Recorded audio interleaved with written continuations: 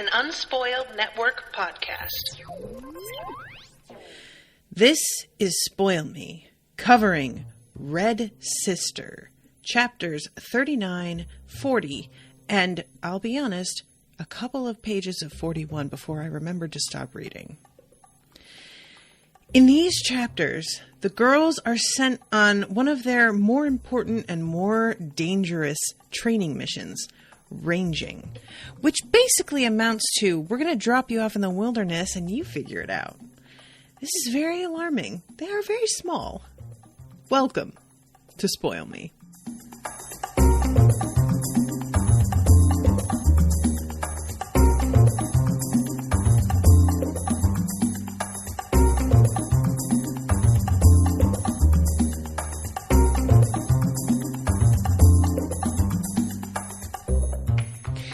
Welcome to the show, everyone. I am Natasha. First of all, I want to thank Martin for commissioning this episode and for commissioning this book. This book is wild. I feel like we have one episode left, and I normally read 50 pages per podcast. I read slightly less this time because there was like 85 pages left of the book, and I've been going over time. So rather than try and squeeze everything in with one final episode, I split that into two sets of 40-something pages. And I feel like we are so close to the end of this book, and I am still not really sure what's going on. And I don't mean that in a bad way, which I'm sure it sounds like, but I don't. We are just, this book set the stage. And it feels like there was a lot of character work laid out for us first. And that was all entirely necessary. Not to say that plot stuff didn't happen, because obviously there's a ton of stuff happening in every section. But a lot of it, when you come down to it, is very action-packed, but all pointing in the same direction, which is somebody is still trying to kill Nona. And it's just her running up against people trying to kill her over and over again, or her like figuring out her own limitations and how strong she is and how much more capable she is than people expected over and over again. So where I'm at now is kind of like we have an interesting revelation in these chapters where it looks like Zol is the chosen one, but we keep finding out that different people are the chosen ones. And I don't know if it's meant to be that we like really believe still that it's actually Nona and that everyone else is mistaken. If I'm supposed to be like, oh my God, you faked me out and it was totally this other girl. And I'm not totally sure which I would prefer, because on the one hand, I feel like Nona has a ton of empathy. So in that regard, I would like for her to be somebody with power, because if you have a lot of power, but you also have a lot of empathy, I feel like the likelihood of you misusing that power is going to be just a little lower. I won't say non-existent, but a little lower. But also, I do think it's interesting to have somebody be the chosen one when it's a person that we haven't really like grown to like Zol, because in these sorts of stories, it tends to be the protagonist, the person that whose point of view we're reading from mostly. And if not, it's at least somebody that is like a sort of a manifestation of being even tempered and sort of almost a blank slate sometimes that we can project our own feelings onto, because they are meant to be like of slightly higher judgment and ability, not just physically, but mentally as well. So what happens when the, quote, chosen one is a person whom we neither like nor trust, and who doesn't even necessarily seem that preoccupied with, like, doing the right thing? Or what if they are surrounded by people who are not interested in them doing the right thing and are simply using them for bargaining purposes? I really, to be honest, kind of enjoy the fact that we're almost at the end of this book and we don't even know for sure about who the chosen one is. I kind of like that we've gotten caught up in the search in a way, the same way that all of the characters have over the years. Because that's, there's often a prophecy that you hear about in a story, but by the time you are part of the story as a reader, that prophecy has been bandied about for 100 years minimum. And then you already know that the person you are with is the chosen one. So the fact that, Martin's saying, do you still think there's a chosen one at all? Glass said it's all made up. I do, personally. I love the idea that it's made up. I really do. But I feel like that is something that it sort of comes down to, even if it's made up, does that matter? Like, if everybody believes it, is it real anyway? Like, that's the kind of power this sort of thing has. But yeah, usually when we start off a story like this, we're already aware of who the chosen one is and that this prophecy is real and the person we are looking at and talking about is the one. So it's really kind of fun to hear about this prophecy, think we know what's going on, and then have that continually upended so that by the end, we don't even really know. Now, granted, there's still one more section in this book, so things could be brought to absolutes and we get our actual answer by the end of the book proper. But it's fun for me at this point to still not really be sure. And yeah, in terms of whether I think the prophecy is really, really real, I feel like as much as I would in some ways prefer there not to be a prophecy, I would enjoy it a lot if it turned out that Nona is the chosen one and Glass told her it was made up the way that, we have the, sorry, sweetie, but you're not the one in the Matrix where, there's things that you have to do without full knowledge of the world being on your shoulders. There are things that you have to learn on your own and not be told. Things that you have to prove as a human being and not have them handed to you. So, honestly, either way, I'm happy. If it really turns out that it is made up, I'm all right with that. If it turns out it's not, and Abbas Glass either was mistaken or outright lied, I'm also okay with that. So, there's a lot of directions that this could go in and still be pretty satisfying. All right, so let's start with chapter 39. We have Yisht in the barrel heading out to Vinery Stair as we speak. I would like to reiterate how upsetting a fate this is and how unconvinced I am that she's going to get wherever she's going and be okay. Because, let's be honest, guys. If you are in a barrel and nobody knows about it, you're not eating, you're not getting bathroom breaks, you're not, managing to... I'm just hoping that it doesn't take more than 2 or 3 days before they get where they're going. Because as much as I am unimpressed with Ish, and I feel like she probably is trying to steal the ship heart, I feel like I don't want these girls to have inadvertently murdered a person and be responsible for that. And it does feel like they haven't really considered that as a potential consequence of what they did. So, take that for what you want. Also, well, I'm getting ahead of myself. So they're talking about how she's gone. Hessa is really glad because she sort of felt Nona being choked when Ish was trying to strangle her. And it says, Hessa had said that the thread link between them should fade away given time, and Nona had thought it was doing so, but Hessa had suffered through every bit of Nona's choking. It was pure luck that nobody in the dormitory had woken and rushed to fetch Sister Rose. The dose of boneless Hessa had tested helped there, stopping her thrashing and making a noise. But for that, the novice's absence would have been noticed and the whole plan discovered.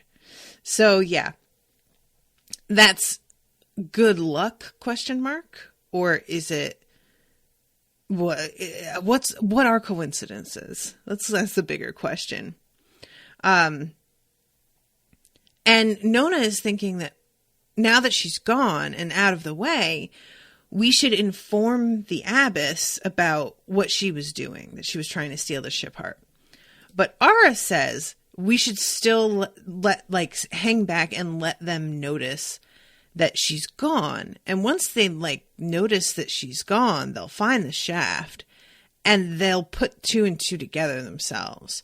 So I kind of side with Ara on this one. I understand why Nona feels the need to be the whistleblower here, but also, what do you think they're going to say when you're like, yeah, we found out she was trying to steal the ship's heart, so we locked her in a barrel? That's not going to look good for y'all. So yeah, let them figure this all out on their own.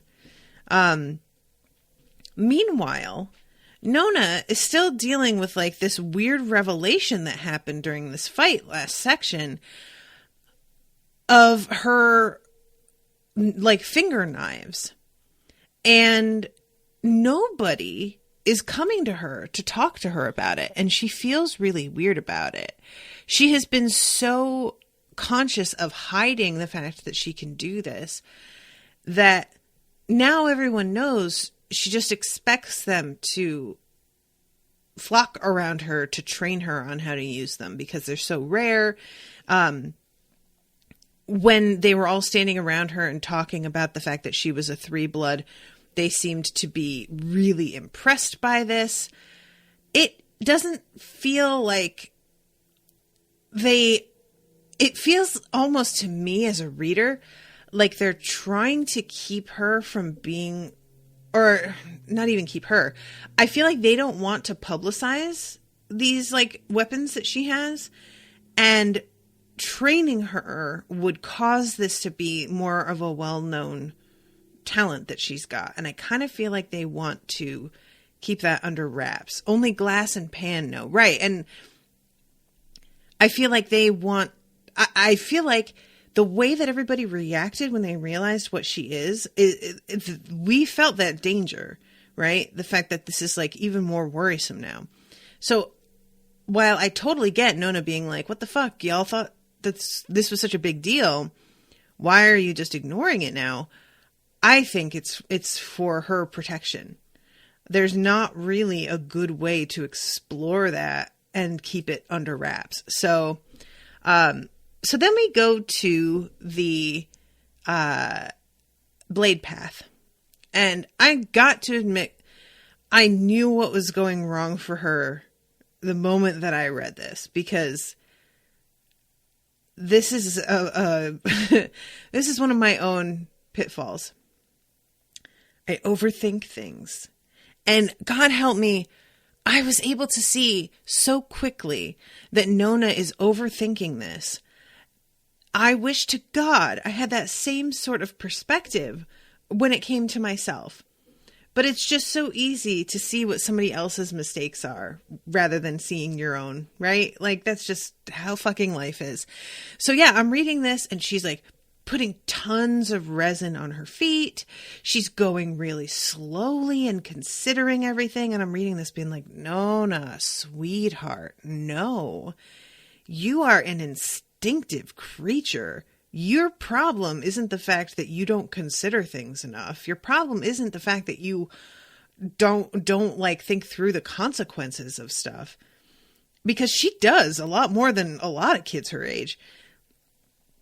You need to let yourself do what you're going to do. That's what it comes down to here. And the first, she hears Clara who fucking creates a new record for Gray class. She is not only sets a new record, but it's like her personal best. And when Nona finds out about the time of some of the other teachers, the records that they held, she's like, that literally is impossible. Like the numbers add up to like barely a minute. How can that be?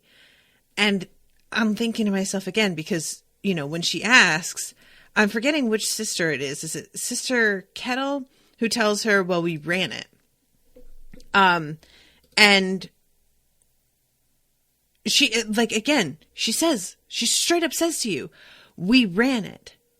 But yeah, she's not hearing that for what it is. She keeps saying that's not helpful. And I'm like, that's exactly helpful. That's the precise thing that you need to hear.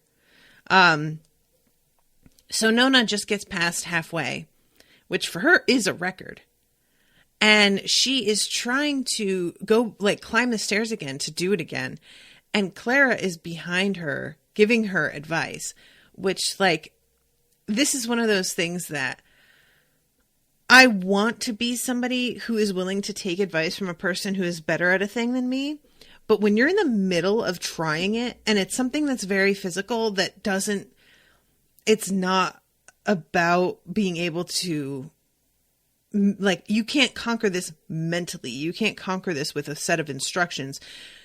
There is nothing more annoying than somebody who is better at the thing trying to chew your ear off about how to do it. That's bad enough. And for it to be a fellow classmate is even worse. Like, that just makes me crazy. So Nona turns around and yells at Clara, "Shut up, Clara, or I swear I'll push you down these stairs." And Clara is like, I was just trying to help, but she seems genuinely hurt by this. And later on, Nona apologizes to her. But it feels like this is a bit of a moment for Clara. Now, Clara is just this character that is so distracting to me, because part of me is like, she's obviously really dangerous, right? I just feel like Clara is somebody, based on like this little monologue that she gives, which I was very amused at Aura just being like, are you like rehearsing a monologue for a play? What the fuck was that? I found that so funny. But Clara, it feels to me like she is attempting to assess who her friends are as things ramp closer and closer to her having to complete some mission that is like going to be the sort of turning point to her life. I feel if Clara isn't sent to I feel like Clara might have been bought, and in exchange for killing Nona, her father's debts are paid. This is my little theory. Now, the thing is, it feels pretty obvious, and I can't tell if that means that it's a setup, or if this writer either A, wants us to be putting these pieces together, or B, isn't as subtle as they think they are. It could be either. Because there are times where I read something and something is treated by the end as this big reveal, and I'm like, this is not I mean, we all knew this. I thought we knew this. Oh shit, you thought this was a surprise? This is not a surprise. I haven't got a good enough handle on this writer yet to know which of these it is. But as of right now, there is a lot of questioning and a lot of sort of rationalization coming from Clara that feels like she is being pushed to do a thing that she feels is not exactly right, but that in the end, right doesn't matter as much as being loyal to family, because she starts asking about family later when they're at dinner. And the fact that she's talking to Nona specifically, I mean, they do seem to be the closest friends. So in a way it feels natural, but there's also a part of me that's like, yeah, but I feel like you're going to the victim to almost like try and get their unwitting blessing for what you're about to do. Like, it could be that, or she's going after Aura. But whatever it is, I feel like Clara has been asked to hurt a person, and she is struggling with whether or not this is supposed to justify the ends are meant to justify the means. So let's see. I have to rush. Flinty's taking me to town. Father's back in Rudder. That's the jail they put him in when this all started, the worst one. I thought they were about to clear him. Nona would never understand the details of the case. It wasn't debt as she understood it, the debts of friendship and duty. Clara's father seemed to be caught in a shifting miasma of paper debts, penalty clauses, interest, dividends, and fines. It's all politics. I'm scared he'll die in there. It's not a good place. Rats and disease, and his main creditor has filed for 20 lashes and more fines. I hope he's all right. Nona reached out to touch Clara's shoulder. I'm sorry he shouted at you. Clara managed a grin, her eyes bright. She stuck her tongue out, turned on a heel, and hurried off to meet with Sister Flint and the other novices allowed into Verity with an escort. So then she comes back, and this is when they're at dinner. And Clara is just sitting at the table, staring off into space, not eating. And when Nona comes and sits down, the first thing she says is, family's important, isn't it? And she doesn't look at Nona. She doesn't really, give an indication from, beyond speaking to her that she even noticed that she's there. And when she says family's important, Nona says it should be. And Clara says, my mother's not a strong woman. You would think she would be, but she really isn't. Oh. Nona wasn't sure how long this conversation had been going on without her. There was a time when she was my world. When I was a little girl, I used to lie in bed crying because I thought she might die and I didn't know how I would exist without her. It sounds stupid, but I did. Has something happened to your father? They're going to let him go, Clara said. She walked her penny across the backs of her knuckles. All debts written off. Well, that's brilliant, Nona said. Isn't it? It is. Clara smiled, but only her mouth made the effort. She walked the penny back again. And this is when Nona notices it's not silver anymore. Now it's gold. And then Clara just puts her coin away and says, I wonder how far Yish has got to go before she reaches the coast, in an obvious change of subject. And I'm just like, what are you,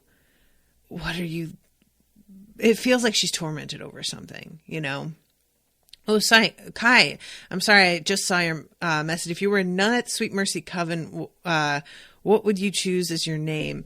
I feel like I did this another episode, and I don't remember what I came up with, but I'm pretty sure it would be something like food related, like bun or cookie or cupcake or, something like that. But yeah, because I identify strongly with food. So I feel like it'd be something like that.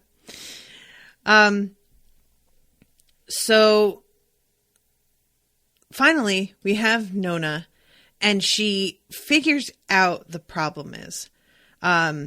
She is talking to Ruli and sort of doing that sour grapes thing that you do when you're not good at something, and you try and be like, whatever, why do we even have to do this anyway? It's stupid. It doesn't matter. This is dumb. And finally, Ruli is like, look, maybe the thing is you think of it as a game and you need to stop looking at it that way. Maybe it's supposed to be more than that, like life and death. And Nona's thinking maybe I should cut the safety net from underneath down so that I'm more worried about falling, so that this is more of a life and death thing to me. And then right before Ruli leaves, Nona asks for the grease that Ruli has. And this is when I was like, oh God, I think she's finally starting to get it. So she stared at the tarry soles of her feet. Fast without reservation. That was how she had arrived at the path, swift with anger, and she always tried to slow and always fell. But perhaps she didn't fit the convent's measure. Perhaps she couldn't bend to fit their mold. She began to pick the tar and resin from the sole of her left foot. When she came to the blade path wrapped in serenity, she fell serenely. She put more care in, went slower, fell. Sister Kettle had completed the blade path in 69 counts. She must have run. Sister Owl in 26, the legend said. She must have flown. Nona started to clean her other foot. 10 minutes later, she set the pendulum swinging and stood at the edge of the platform staring at the pipe an inch before her toes. So she backs up, and finally she's got the door open and she is down the stairs. And this is where she starts from and just sprints from here. And it says there are some things, and this has been highlighted 292 times according to Kindle, there are some things that must be done quickly or not at all. If someone asks you if you love them, you cannot hesitate. There are some paths that must be taken at speed. We don't find out here how many counts Nona gets before she finishes this path.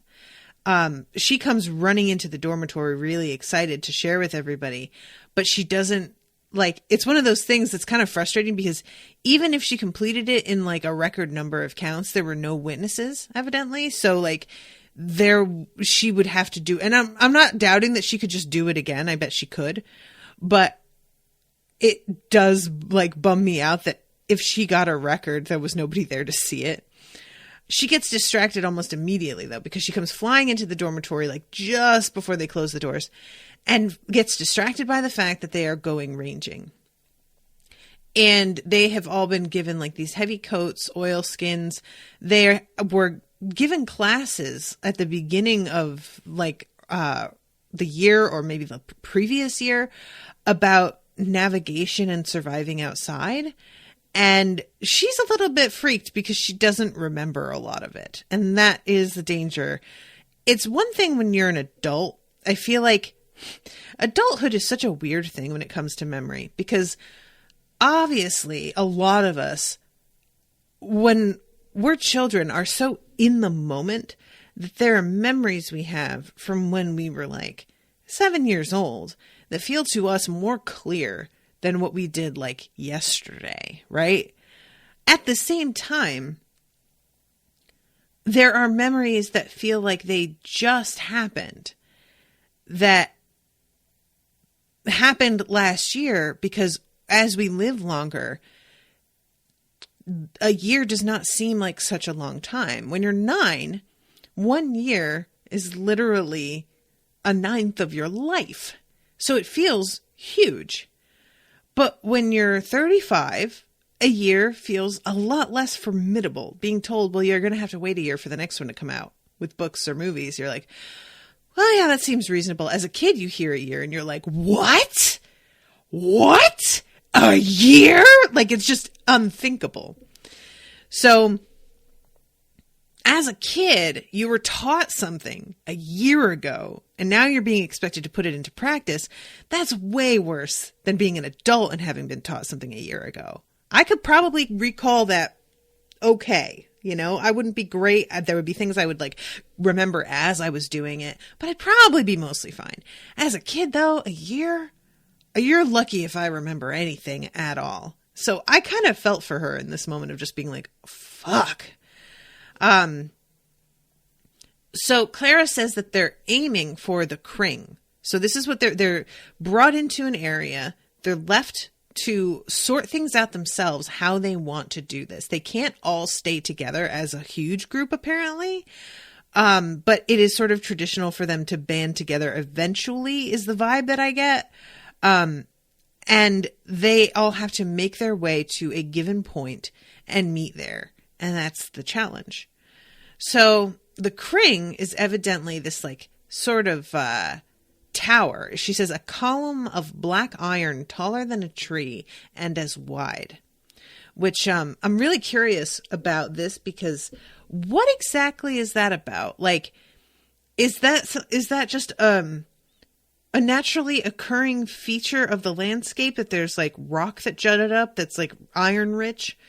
Is this a like landmark that was put there and built for some reason? Like, what is the usefulness of it or the significance of it?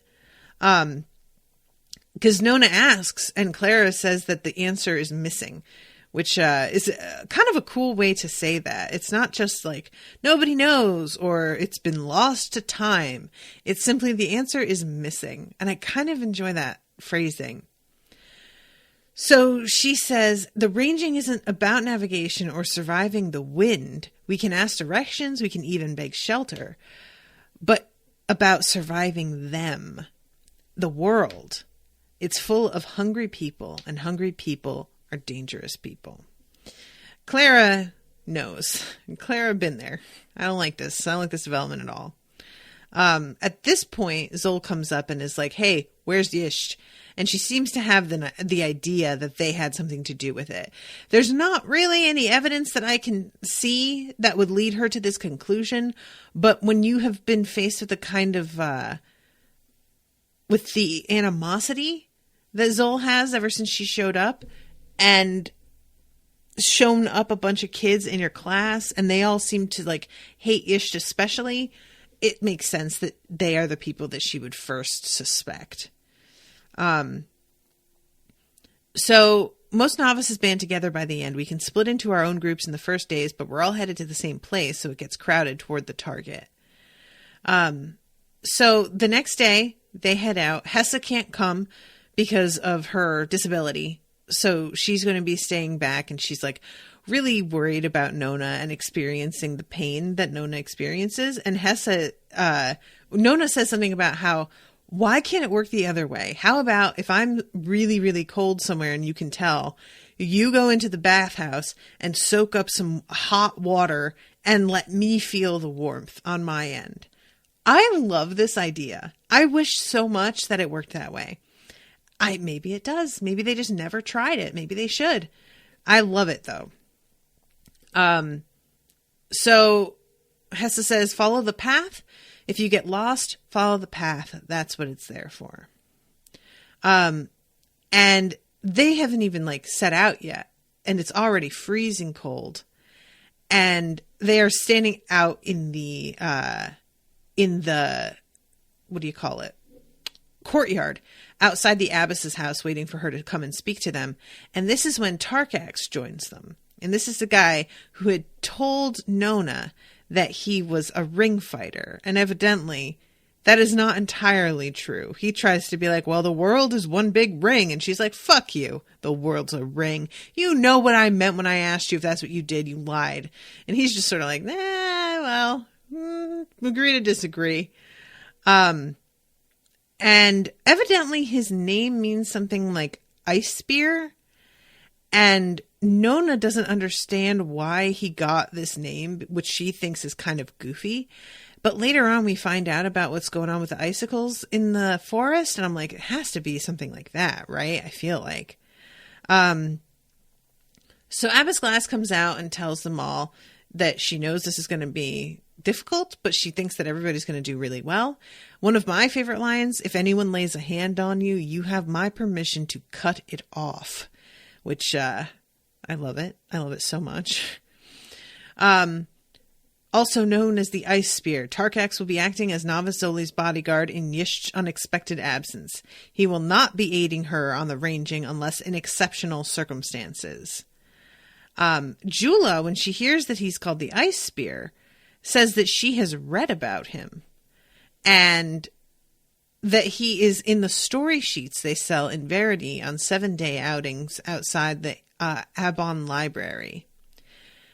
This is such an interesting idea to me that they basically are like, I want to say writing comic books. Like she says the story sheets. So that's what made me think of comic books. It could just be literal like newspapers, but I prefer to think of it that there is a comic about a guy who is real and still alive, which is wild, but I'm here for this.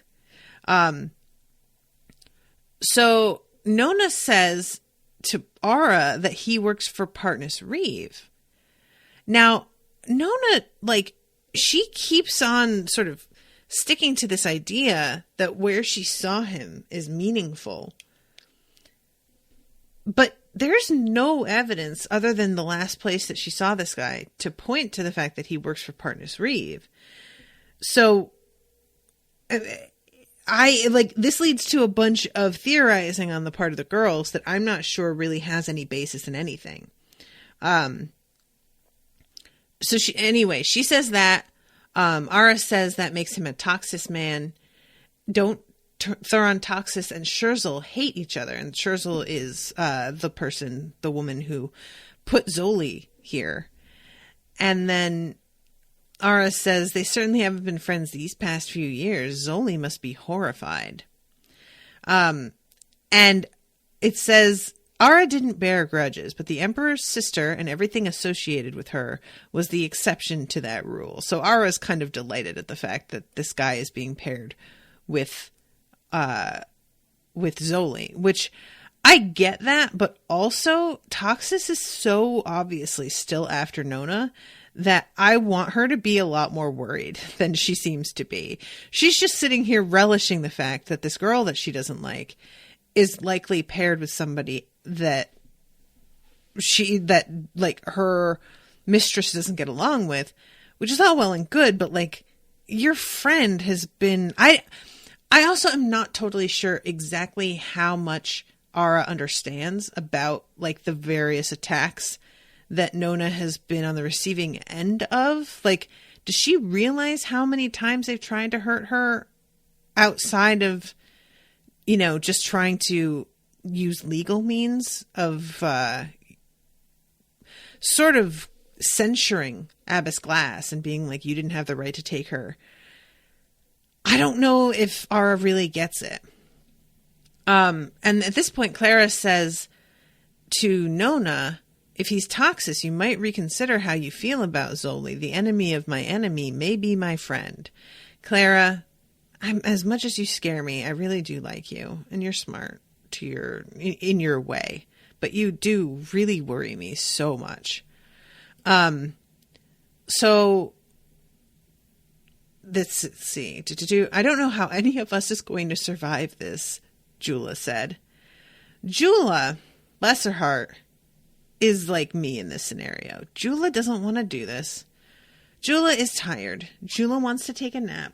Jula, her feet hurt. Her shoes are hurting her feet. It's really cold. Where's the food?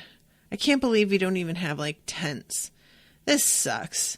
And the thing is that I think all this, I just don't say it because I know that nobody wants to hear it. And I also don't want to be the only one complaining.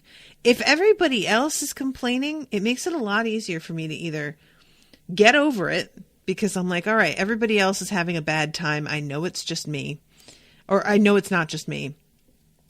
Or if everybody else is complaining, I'm just like, then I get impatient with them. And I'm like, y'all need to fucking suck it up and let's get this over with. But mentally, of course I'm like not wanting to be here, not wanting to do this. Ugh, guys, I mean, yeah. I am not... Honestly, I went on a hike through the mountains of Guatemala, and it was 3 days, and then we camp at night and get up and continue to head towards the lake.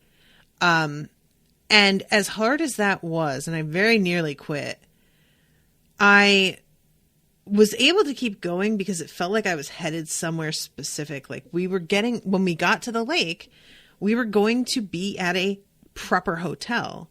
So there was something that I was working towards, right? And that would probably help me here in knowing that we have to reach this destination and that's our test. But we haven't even been left alone yet. The novices are still with their teacher. And the fact that they are being the walk just to get to the spot where they are left alone takes so long. I feel like this is the part that would be the hardest for me. Getting to where I need to go, there's a focus that comes when I have a goal like that as much as I want to complain about X, Y, and Z, I can be very rational about being like, yeah, I would love to complain. And yes, this does suck, but thinking about that or focusing on that does not help me right now. I can focus on all of that once I have achieved the main thing. When I don't have a goal quite yet, when I'm still in the beginning stages of having to figure it all out, that shit's really hard for me. This is part of the reason I read, I read Watership Down and did that for the book club. And that is one of Rashawn's favorite books. And she was a little disappointed because I didn't love it. And the thing is, like, when you're doing a journey book where you're going to Mordor, you know, we're heading to Mordor. We have the ring. We know what's at stake. We know what our goal is. We are trying to get there to do the thing. In Watership Down, it's these rabbits trying to find a new home, but there's no place in mind. There's no spot that they're like, this is a place that we have set up that we know we can go to start our new home. It's, we're going to wander around and try a bunch of places out and see what works.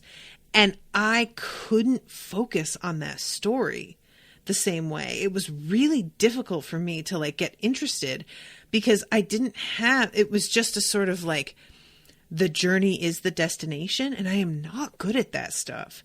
So I kind of sympathize with this stage of things being not only like you don't have a goal yet, you don't know where they're going to be leaving you. So you can't even like look at the landscape and be like, well, we're like halfway to the spot where, so you can make your own kind of goal. You can't even really do that.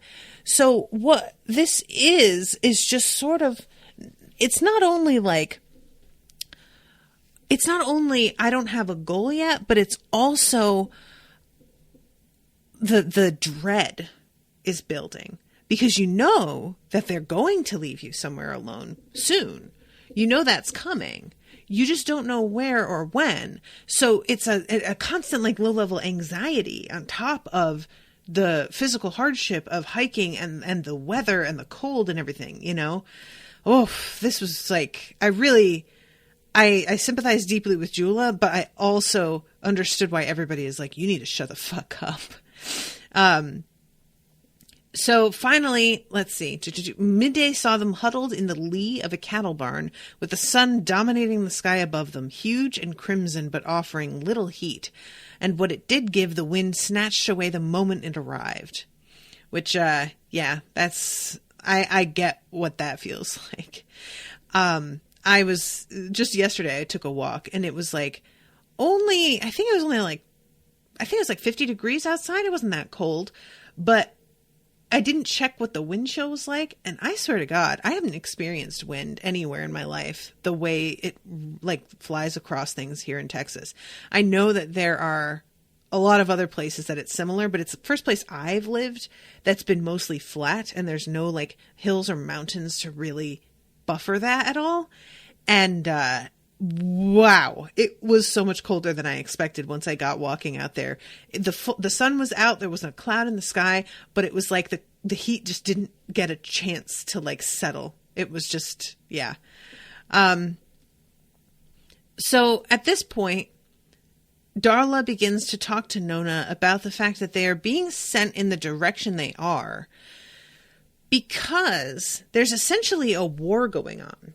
And the Kring is in the opposite direction from the coastline where a lot of the trouble is. And this, I found this really, really interesting. She says, the Dernish have come in force, regular troops on the pirate barges, just not in uniform. And Crucicles summoned General Cathred from the Skithral border. Now, I really hope I'm not supposed to know who all these people are. Because I don't, but I don't feel like it really matters right now. So, she says, my father's an officer on Catherine's staff. He's come ahead of the general to gather intelligence. He says corsairs have come ashore and sent raiding parties along the northern ice while the Emperor and Valera are tied up around Hannisport. So yeah, just don't go too close to the ice, essentially. She says they're calling it raids rather than war. The church will have to play its part. What did you think had been keeping the abbess so busy? They say she's even been to court. And Nona's just like, well, why are they sending us out here to range when there's a war? And essentially Darla's like, well, first of all, they're sending us in the opposite direction. But second of all, if it looks like there's just straight up open war ahead of us, this is probably the best training that they could offer. So, you know, I see what she means, but also, don't care for that. So they continue marching. This is a really interesting look at the way people live. And I like Nona thinking about how everybody keeps on assuming that since Nona comes from the sticks, that she like knows how to survive out in the open. And she thinks about how, you know, people who are living out in these wildernesses, they don't travel because it's super dangerous. They stay within several miles of their home their entire lives, which, yeah, that tracks to me. The whole thing is we find a place to settle and try and make a living and scratch out some sort of livelihood for ourselves, because just being on the move is fucking just punishing, you know? So here we go. Let's see. Blah, blah, blah. By evening, they'd pass the town of Averine and come over a low range of hills to a ridge from where they could see the river Rattle snaking its way towards the Marne. And as Nona is like getting ready for bed, she's realizing that, and this had occurred to me as well. She's realizing that living in the Abbey, while it has strengthened her by training her how to fight, feeding her well so that her body grows, she also is soft because she's just been like sleeping in this gorgeous bed and having these nice baths. And part of her is a little bit almost grateful for the opportunity to sleep in this like pile of straw, because she's going to have to get used to not having any sort of luxury again. And she recognizes this. I really enjoy this a lot. She says, I'm not going to be able to, Jula says, I'm not going to be able to sleep here. And Nona says, try. You're unlikely to get a better bed tomorrow night. And here comes Clara's weird ass monologue. I'm going to be something. You are something, Nona said. I wasn't born to be a high sis. I'm not a two-blood with prophecies hanging off my shoulders, but I'm going to be something, whatever it takes. It just requires you pay the price. That's how the world works. At least that's how it works for those of us who aren't born with a fortune written in our blood. You do things you don't want to do for people you don't like, and you keep on doing them because you know that one day things will change and you'll be the one doing the telling. Which is a way, like, in a lot of ways, Clara's correct about the way the world works, but also continuing to do it because you believe that eventually you'll be the one giving the orders is like that. That's the weakness in the whole thing. We all think that eventually we're going to turn around and be at the top of the totem pole, and that's not how that fucking works. Like, it's just a lie told to us to get us to fall in line and do what we're told, because it's an empty promise to shut us up, essentially. And a lot of times, no, we don't ever get anywhere near the top. We don't even get to the middle. We're just a piece being used to get the other people more secure at the top. And I wish somebody could just slap and shake her and let her know that she's being used and played with, because I don't feel like if anybody can make the system work for them, it's somebody like Clara, who I think is probably pretty ruthless. Like, out of everyone, she might be the one that does manage, but it requires you to sacrifice a piece of who you are in a way that I don't think is worth it in the end. And that's the difference between people who make it to the top and those who don't. There's a line from Vikings that I was watching last night where Ragnar says that power is only offered to those willing to lower themselves to pick it up. And that feels right. That feels true to me. So she says that she has all the pieces and she has a plan to fit them together, but she doesn't know how they fit yet. So she's just trying to figure that out still. And Nona seems to be sort of like sensing that like what the subtext is here But we don't really get a look at that until the very beginning of chapter 41, which I'll get to. I still have to go through chapter 40. Oh my God, guys, you know. But honestly, 40 is a lot of action, because we have all of the novices being dropped off. They are left at the, this like cliff overhang. And Tarkex lets everybody know that I'm here to watch over Zoli. All of the rest of you, I'm not going to lift a finger for. Run into trouble and I'll watch you die. So pretend I'm not here. Which, I wonder if that's actually true. I feel like it's understandable that he would say it this way. I really wonder in practice if he'd do that. I want to believe him in a way because I want to know that he's like telling the truth. But in another way, I don't want him to be that cold-hearted. So... you'll need to get to the Kring within 4 days, novices. The countryside will be dangerous. It's possible there will be Dernish raiding parties, but worse than them by far will be our own people. There's not much that's less predictable than a frightened peasant. They'll be on edge, suspicious, ready to strike first and without warning. Our people may also be your salvation. The kindness of strangers is often all that sustains us. If your groups are too large, you will be unlikely to find anyone to take you in. If they are too small, you will be vulnerable to the ill-intentioned. So I enjoy this little pep talk and them figuring out what they're going to do. It takes a long time, a lot of arguing before they figure out exactly how they want to split up. And Nona personally, like, they wind up getting sort of forced to decide what they're going to do by not only the weather, but like a group of people that they believe are Dernish raiders coming out into the open right ahead of this like wall of freezing rain that's coming toward them. These people are obviously sort of fleeing the weather and run into the girls. And this winds up forcing them to split apart before they've actually come to an organized decision about what they're doing. So yeah, they all basically flee and there's not any method to it. It's just getting the fuck out of the way, right? What followed was a nightmare of running and hiding and falling ice. Within 100 yards, the blindness of the storm had been replaced by the blindness of the forest, the pines so tight-packed that Nona could hardly squeeze between them. I can't even imagine a forest that's that tight-packed. That's bonkers to me.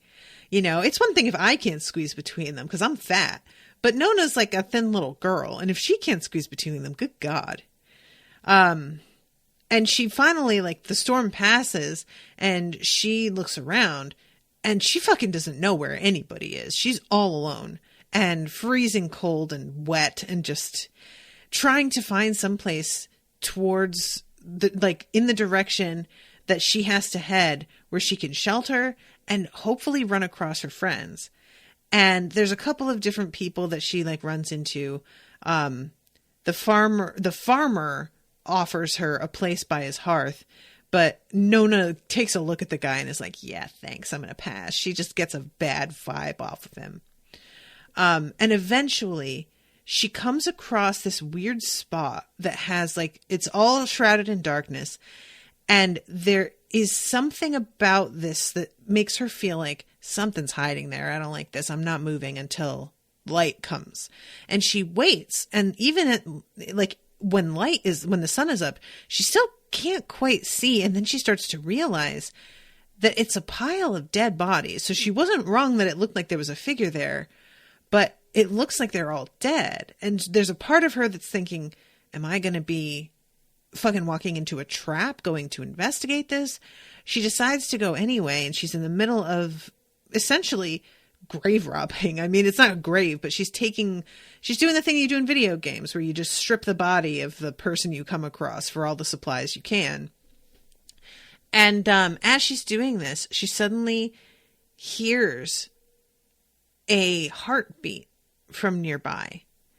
And she it's like this enhanced perception that she's using to make sure that she is safe. It sort of clues her in on this, and she follows this trail of blood and finds Sister Kettle with a dagger, which we find out later, a knife that's poisoned, buried in her gut. I hate this so so much. I hate it so much. Sister Kettle in this scene is so good and so sweet and doesn't want to call to Apple the poisoner because she doesn't want her to see her die. And I really get it. Oh man, do I get it. But, it's so hard to read. And at this point she says, you need to run, little Nona. And Nona says, you killed them. They're dead. I checked. And Kettle says, that wasn't me. And Nona doesn't ask, well, then who the fuck was it? And this drives me crazy. Oh yeah, she does. It's annoying Gwen, but she takes a minute to do it. She starts like letting Sister Kettle continue to talk about something. And I'm like, girl, no, interrupt and ask who did it. Holy shit. But it turns out that it's the Noi Gwyn who are pissed that Nona got away because they're like renowned for having, for getting their target. And whether or not Toxis called them off and made a promise or whatever, they have their pride and they want to fucking get the person that they were sent to get. And Kettle says that the Noi Gwyn that came up against her, she injured pretty badly, but she did get away and she could come back and she could maybe bring others with her. And Nona's kind of like, bring others with her from fucking where? Like, I'm not really that worried about that. And Nona wonders if everybody's on like being guarded. And Kettle says, no, just you because of the assassins and Ara because of her father and the chosen one. And Nona's like, and the chosen one? What do you mean, and? You just mentioned Ara already. And this is when Kettle tells her it's Zoli. She's a straight up certified for blood, stepped out of legend. She's come to save us, Nona. I know it. So this is a fun revelation. I don't know if it's true or not. I'm here for it either way, but I enjoy the uncertainty around it, truly. So Kettle keeps trying to force her to go and insisting on the danger, etc. And Nona insists that she call Apple and it's just like, she tells her the Noi Gwyn want me, not her, and they'll track me from here if I run. So we need someone here to stop that happening. And if Ara needs protecting, well, I'm the shield, aren't I? I passed the ordeal and you didn't. She tries to get Kettle to take the black cure. And Nona's like, Kettle's like, girl, dump that. What are you doing? Even when that's made properly, it's super, super dangerous. And I know y'all didn't make that shit properly, so I'm not drinking any of that. So then comes this sweet moment where she's asking, can you reach her? And Kettle says, I can always reach her. 1,000 miles wouldn't matter. She knows I need her. She knows the direction. If you take it until you find some sort of trail, there's a good chance you'll find Ara and the others on it. Try to travel with Ara and Zol. Tarkax may be able to protect you if the Noi Gwyn track you from here. So she runs, and then we get into the couple of pages at the beginning of the next chapter that I did read by accident because I lost my head, really. I just read up until come then, and she ran on. But guys, this is so revealing to me. Clara catches up with her and is saying Nona is really feeling a mixture of relief that Clara's here, but I think is very suspicious of things. And she asks Nona about where she got this short sword that she took off of one of the dead bodies. She says, the raiders, they're going to want that sword back. No, they're not. Come on. Wait up. Are they after you? Someone might be, and we need to find the others. Someone? You're not making a lot of sense. Save your breath for running. You killed the person who had that sword, didn't you? They're not alive anymore. Which I'm like, no, what are you trying to do? You trying to scare her? Like, what's up here? And where is she? Typical Ara. She's going to have me running all the way to the Kring. You're very keen to find Ara, Nona said, eyeing her friend. I didn't think you liked her. Well, I do. Clara snatched a breath. And you should throw that sword away. It's weighing you down and you're hardly going to use it. We haven't moved past knife work yet. I should throw this sword away? Nona slowed. It must weigh a ton. Nona came to a halt. She held the sword up between them. I should throw it away? She met Clara's dark gaze. I don't need it? Clara looked away, her eyes on the track ahead. Nona. Nona let the sword fall. It fell point first and stuck in the ground between them. Come on, then. And she ran on. So that's where I ended, which is very fucking, like, what's up, Nona? She's basically straight up like, are you going to kill me? Do I have to worry about you? Whoo! Where'd that come from, girl? I am interested. Like, I want to be more in Nona's head to hear what she's thinking. But we're seeing a lot of this from the outside now. So that's the end of that section. And the next one is going to be the end of the book. I'm dying, guys. Kai says, don't you secretly wish Hessa could come with Nona? I love to see more of their special connection in action. Honestly, I'm glad Hessa's not coming because I don't feel like she would do well out here at all, and I don't need Nona debilitated by feeling Hessa's inevitable pain. I feel like that would be so bad for both of them that I'm really relieved they didn't push her to come. So, here's hoping Nona's gonna make it. I mean, she will, but like... All right, well, I'm going to wrap up, but thank you guys very much for coming to hang out with me. And thank you very much, Martin, for the commission. I hope that you guys have been enjoying the coverage. And I will see you all again soon with a new episode. So until then, toodaloo, motherfuckers.